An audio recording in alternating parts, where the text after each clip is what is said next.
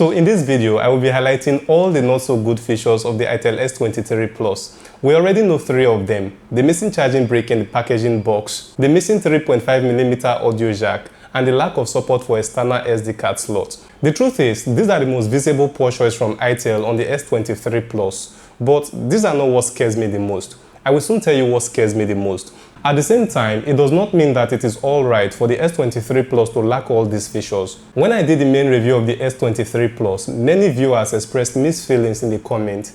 What do you think personally?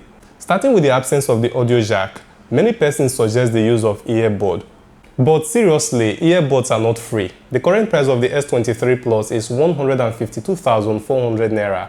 A model presentable earbud, at least the one we can manage, will cost an additional 6,000 naira. Since there's no charger in the box, you have to pay for a new one. You can't be begging your neighbor's chargers from door to door all the time. So another 6,000 naira for an 18-watt charger.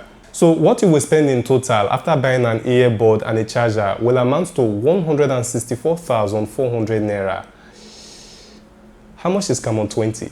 167,000 naira on the same Jumia.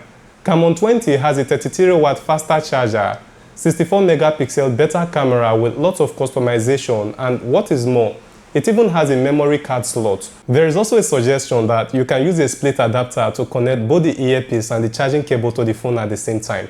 Now, the small problem is that this split adapter is not free, and the big problem is that you are not ready for the inconveniences of split adapters. This is one you really want to trust me on. However you see it, the lack of the charger and the 3.5mm audio jack is a big deal. Itel should not have let this happen in the first place. Then, talking about the lack of support for SD card, this should not really affect everyone.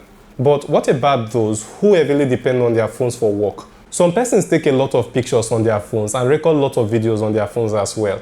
Then they transfer it to their memory card to back it up and delete it from their phone to free up space. If the phone had come with a memory card slot, it would be more convenient and easier for such persons. So while this will not be an issue with everyone, believe me, it will be a big deal for some persons. Okay, now the big deal. Let me tell you what really scares me. The Unisoc T616 processor. Obviously, this processor is well rated. It is ranked in the same level as the Helio G88. But let me ask you one question. Before this processor was used in the S23 Plus, have you heard of it before? If so, how often? This processor, although it has been around since January 2021, is so unheard of, so unpopular. Whenever I think of how Itel products have failed in the past, I get scared, making it difficult for me to trust this processor. Granted, I have operated this phone for quite some while now and everything seemed perfect. But as a cautious Nigerian, I will allow some time to pass before buying an Itel phone built on this processor. Now, here is something from my personal experience. Some time ago, I had the Infinix S4 and I was playing eFootball with it when it froze up. The battery was just 7% at the time. The power button couldn't even turn it off, and when it eventually turned off, it never powered on again. Experiences like this scares us a lot and makes us to be very careful. Itel has made huge improvement here with these new features on the S23 Plus. But let's state one last obvious fact. In a few months from now, everyone watching this video, including you, may become unsatisfied with the features of the Itel S23 Plus and will wish for more. Humans are hard to satisfy, but this is not the case this time. The issue is from Itel, and even Tecno and Infinix are guilty of this. Reason on this for a second. All the features that these brands have introduced in the past, the ones we see now today, and the ones we will see possibly in the future are the innovations of other brands. So Itel has come up with a curved screen today. Samsung already had it on their Galaxy Note Edge since 2014, 9 years ago. So whether it is the 108-megapixel camera sensor on the Camon 20 Premier or the wireless charging feature on the Infinix Note 30 Pro, there's a brand that has already introduced it years ago.